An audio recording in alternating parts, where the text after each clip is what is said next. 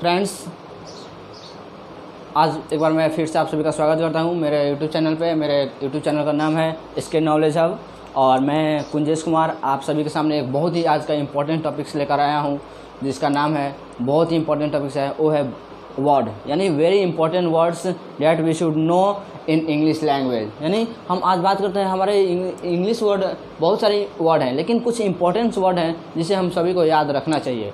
हम बात करते हैं इंग्लिश का सबसे जो बड़ा वर्ड है वो है फेनोमेनोलैट्रा माइक्रोस्कोपिस सिलिकन वेल्केनोकॉन्सिस। यानी ये जो वर्ड है इंग्लिश का सबसे बड़ा वर्ड है और इसका हिंदी होता है एक फेफड़े की बीमारी। यानी हम बात करें बताएं तो यह जो वर्ड है वो 48 लेटर की है, 48 लेटर जो है वो वर्ड है, यानी फेनोमेनोलैट्रा माइक्रोस्कोपिस सिलिकन वेल्केनोकॉन्सिस। अब बात करते हैं फ्रेंड्स सेकेंड वर्ड की, जो सेकेंड लॉन्गेस्ट वर्ड यानी सुपर कैलिफ्रैक्टिलोक्स्पियलिडीओसियस। यानी ये जो वर्ड है एक वर्ड है जो सेकंड, इससे बड़ा सेकंड ये सबसे लॉन्गेस्ट वर्ड है जिसका हिंदी होता है वंडरफुल। यानी वंडरफुल यानी आश्चर्यजनक। हम बात करें और उसके बाद हमसे कई सारे फ्रेंड्स पूछते रहते हैं कि परवल का इंग्लिश बताओ, तो हम बता सकते हैं यहाँ से परवल यानी ट्रिचोसैंथस डिआईओसिका, ट्रिचोसैंथस डिआईओसिका, तो ट्रिचोसैंथस डिआईओसिका यानी परवल। यानी यह जो वर्ड है हम सभी को याद कर लेना चाहिए, इसका मतलब होता है ट्रिचोसैंथस डिआईओसिका, मतलब परवल होता है, ठीक है ना। उसके बाद हम बात करते हैं और तो अब हम बात आता है कि अरे इतनी बड़ी वर्ड हम कैसे याद रखें। एक जो 48 लेटर का सिंपल एक वर्ड है जो लॉन्गेस्ट वर्ड है उसको हम याद कैसे करें। हम बताते हैं आपको, जैसे कोई भी वर्ड्स होता है तो उसे हम डिवाइड कर सकते हैं। जैसे हम ले लें एडुकेशन, तो हम इसको एडू और केशन, तो इसको हमने दो भाग में डिवाइड कर दिया, एडू और केशन। तो हम इस दो वर्ड को डिवाइड में कर दिए तो इसे हम याद करने में आसानी हो गई। उसी तरह से हम फेनोमेनोलैट्रा माइक्रोस्कोपिस सिलिकन वेल्केनोकॉन्सिस को हम डिवाइड कर देंगे और इस तरीके से हम इस बड़े से बड़े वर्ड को हम याद कर सकते हैं। तो इसको हम अगर डिवाइड करते हैं तो देखते हैं फेनोमेनो, फिर एक लैट्रा माइक्रोस्कोपिस सिलिकनो वेल्केनोकॉन्सिस। तो इस तरह से हम इसको डिवाइड कर देंगे और जब डिवाइड करके हम याद करेंगे तो हमें आसानी से याद हो जाएगा, जिसका हिंदी होता है एक फेफड़े की बीमारी।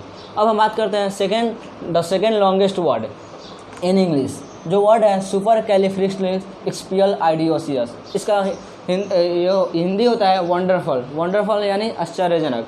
इसको भी हमें याद करना है तो इसको भी हम डिवाइड कर याद कर सकते हैं, जैसे सुपर कैलिफ्रैक्टिलोक्स्पियलिडीओसिस। तो इस प्रकार से किसी भी बड़े से बड़े वर्ड को हम डिवाइड कर हम उसे आसानी से याद कर सकते हैं। और ये है ट्रिचोसैंथस डिआईओसिका, इसका हिंदी होता है परवल। अब फ्रेंड्स हम बात करते हैं कुछ ऐसे वर्ड्स जिसमें सभी वोवेल उपस्थित हो। यानी जैसे हम जानते हैं कि ए, ई, आई, ओ, यू, ये जो वर्ड है कुछ ऐसे वर्ड्स होने चाहिए, हमें याद होने चाहिए जो कि बहुत ही मतलब कि जिसमें सभी वोवेल उपस्थित हो। तो हम बता दें आपको इक्वेशन, दोस्त इक्वेशन, एजुकेशन, ये जो दो वर्ड ऐसे हैं फ्रेंड्स जिसमें हम सभी इसमें सभी वोवेल उपस्थित हैं। देखते हैं हम यहाँ ए, ई, आई, ओ, यू, इसमें देखते हैं ए, ई, आई, ओ, यू, तो इसमें सभी वोवेल्स उपस्थित हैं। तो इसे हम याद कर सकते हैं। इसका हिंदी होता है इक्वेशन, यानी होता है समीकरण। हम लोग मैथ्स में इक्वेशन का उपयोग करते हैं और एजुकेशन मतलब होता है शिक्षा। तो ये हुआ। अब हम बात करते हैं फिर आगे देखते हैं। तो ये दो वर्ड हुए हैं जिसे हमें याद कर लेना चाहिए। आप इसे नोट भी कर सकते हैं, अगर आप चाहते हैं याद करना है तो आप यहाँ से अभी नोट भी कर सकते हैं। अब हम बात करते हैं आगे की, आगे और हम देखते हैं इधर कि एक ऐसा वर्ड जिसमें सभी वोवेल उपस्थित हो और वो वोवेल एक क्रमबद्ध तरीके में हो, एक ऑर्डर में हो। तो हम बता दें आपको फेसिसस, FACETIOUS, यह एक दोस्त वर्ड है। इसका हिंदी होता है फेसिसस यानी मजाकिया। इसमें हम देखते हैं कि इसमें सभी वोवेल जो हैं वो एक क्रमबद्ध तरीके में उपस्थित हैं, यानी ए, ई, आई, ओ, यू। यह जो वर्ड है एक वर्ड है, इंग्लिश का वर्ड है जिसमें एक वोवेल जो है वो सभी एक क्रमबद्ध तरीके में है। अब हम बात करते हैं आगे एक ऐसे वर्ड जिसमें A-E-I-O-U डिसेंडिंग ऑर्डर में हो। इसमें A-E-I-O-U यह एक क्रमबद्ध तरीके में है, जैसे जो हम लोग का इंग्लिश अल्फ़ाबेट है। अब सेकेंड जो है वो बात करते हैं सब कॉन्टिनेंटल।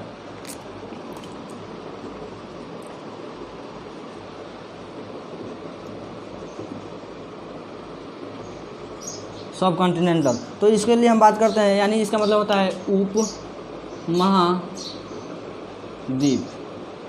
यानी हम इसको फ्रेंड्स बात करें तो यहाँ देखिए A-E-I-O-U, इसमें जो वर्ड है, इसमें फेसिसस में जो वर्ड है वो एक अल्फ़ाबेटिकल ऑर्डर में है, और इसमें जो है डिसेंडिंग ऑर्डर में है, अपोजिट वे में है, जो है A-E-I-O-U।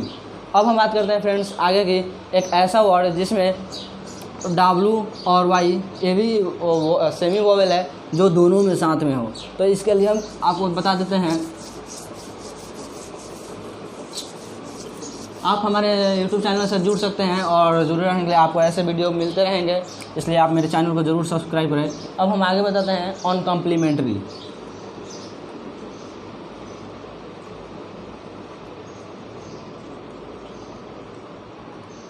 देखिए इसमें जो वर्ड है वो आपको है ऑन कॉम्प्लीमेंट्री, ठीक ना फ्रेंड्स।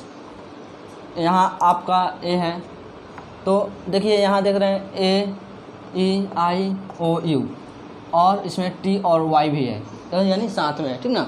अब हम बात करते हैं एक ऐसा वर्ड जिसमें आपको मिलेंगे आपको कंटिन्यू, बहुत सारे कम ही ऐसे वर्ड हैं जिसमें आपको जैसे कोई भी वो अल्फ़ाबेट लेटर है वो एक ऑर्डर में है। तो हम बात करते हैं बुक कीपिंग का।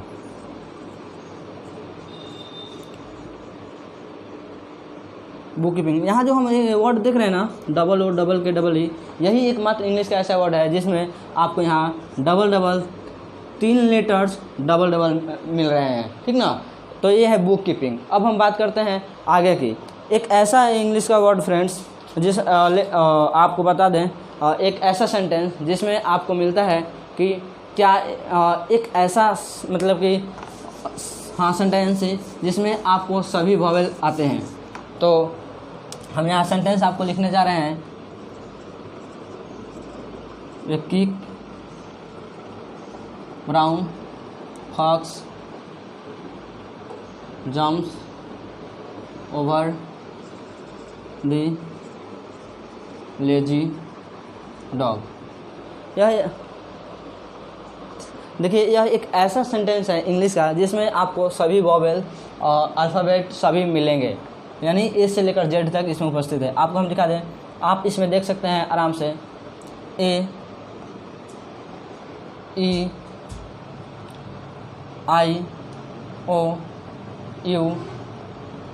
और B-C-D,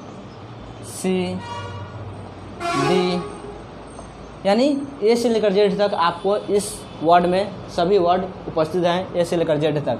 अब जेड भी है, एक्स भी है, यानी सभी वर्ड्स उपस्थित हैं फ्रेंड्स। तो ये सब वर्ड रहा, और आगे हम बता दें आपको ऑलमोस्ट। यह एक इंग्लिश का ऐसा वर्ड है ऑलमोस्ट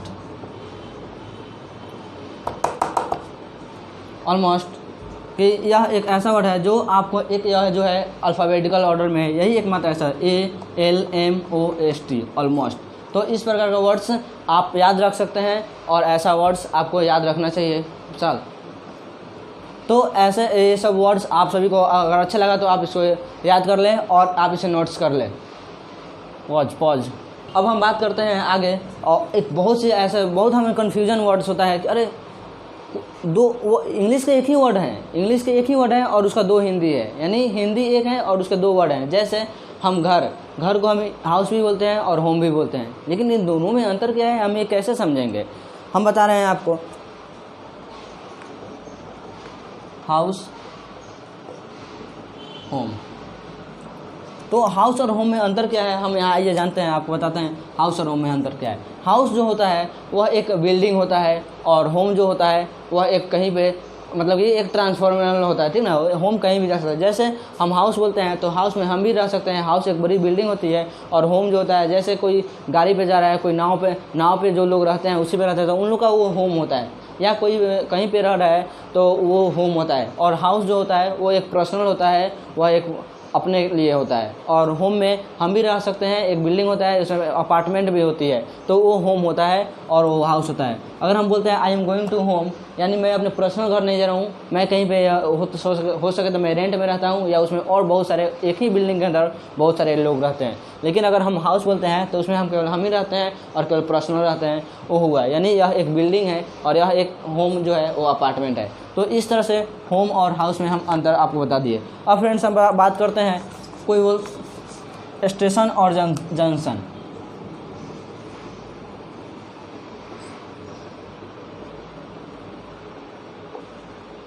क्या आप बताएंगे कि स्टेशन और जंक्शन में अंतर क्या है? तो हम बता रहे हैं आपको स्टेशन और जंक्शन। स्टेशन जो होता है वह एक सीधी कतार में होता है। जैसे आप कहीं भी है रेलवे प्लेटफॉर्म जो है वो सीधी वहाँ पे, ये जो आपका स्टेशन जो है यहाँ पे सीधी है और यहाँ पे जो रेलवे ट्रैक है वो सीधी आएगी और सीधे आगे जाएगी। लेकिन जो जंक्शन जो होता है वहाँ पर जो जंक्शन जो होता है वहाँ वाई आकार की होती है। यानी यहाँ से जो कोई भी रेलवे अगर ट्रेन इधर से आती है तो आपको आराम से यहाँ से दो रास्ते मिलती है। यानी जंक्शन उसी जगह को कहा जाता है जहाँ से दो अलग अलग रास्ते वहाँ से निकलते हैं, उसको हम बोलते हैं जंक्शन। और स्टेशन जो होता है वहाँ से एक ही रास्ते सीधे आगे की ओर जाती है, उसका कोई दूसरा मुड़ाव नहीं होता है। लेकिन जंक्शन के जगह पे दो मुड़ाव होता है, उसे हम जंक्शन कहते हैं। अब फ्रेंड्स बात करते हैं, हम लोग कभी कभी बोल देते हैं बाय और कभी बोलते हैं गुड बाय, लेकिन अच्छा कौन है? गुड बाय एंड बाय, देखिए ये दोनों से ही है। ये जो वर्ड है गुड बाय और बाय हम लोग बोलते हैं किसी से, जब हम लोग कहीं जाते हैं या कहीं दूर जाते हैं या उससे हम बहुत दिन बाद मिलने चाहते हैं, तो हम लास्ट में जब मिल कर बातचीत कर लेते हैं उसको बोलते हैं बाय बोलते हैं या गुड बाय बोलते हैं। तो गुड बाय जो है वो फॉर्मल है और बाय जो है शॉर्ट फॉर्म है। गुड बाय का ही शॉर्ट फॉर्म है बाय, ठीक ना। तो हम गुड बाय भी बोल सकते हैं और बाय भी बोल सकते हैं, ठीक ना। उसके बाद हम बात करते हैं आगे। और फ्रेंड्स अब और बहुत सारे वर्ड्स हैं। जैसे देखिए आपको एक और बहुत ही आपको रामबाण की एक दवा दे रहा हूँ। आपको इंग्लिश का कोई भी वर्ड जानना हो कि ये नाउन है या प्रोनाउन है या क्या है, तो आप उसको आप ऐसे जान सकते हैं। दुनिया के किसी भी वर्ड के अंत में आपको ISHO, NESSO, LESSO हो, TION हो और MENT हो, तो इन सभी वर्ड दुनिया के आप किसी भी इंग्लिश वर्ड के अंत में अगर आप ये देखें तो वो नाउन होता है। वो क्या होता है फ्रेंड्स? नाउन होता है। अब हम बात करते हैं जैसे पब्लिश। तो ये क्या है? ISH है अंत में, ये क्या है? नाउन है। हैप्पीनेस, तो यहाँ क्या है? लास्ट में क्या आया? NES आया, तो ये क्या है? ये नाउन है। हेल्पलेस, तो यहाँ क्या है? लेस आया, यानी हेल्पलेस। कम्युनिकेशन, TION आया ना, तो क्या हुआ? नाउन हुआ। एम्प्लॉयमेंट, तो मेंट आया लास्ट में, तो क्या हुआ? नाउन हुआ। Okay, that's all. Thanks friends. और आप मेरे वीडियो चैनल को ज़रूर लाइक करें, सब्सक्राइब करें। अगर अच्छा लगा तो okay, that's all. Thank you very much.